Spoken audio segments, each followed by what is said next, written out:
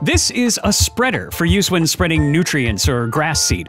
I know what you're thinking, hand cranking sounds like a lot of work, but hey, just think about how good your biceps will look at your summer garden party. The three key features of the spreader are the trigger, the crank, and the size gauge. To get started, you want to load up the reservoir of the spreader with the nutrients. As Mom always said, it's important to get all your nutrients. She also used to say, be careful not to spill. Yes, Mama would be proud. Anyway, now that the reservoir is filled, it's time to get to work. Set your size gauge to 2 and get marching. Don't forget your headphones to blast your favorite Do Lawn Care Spotify playlist. Yes, that's a real thing.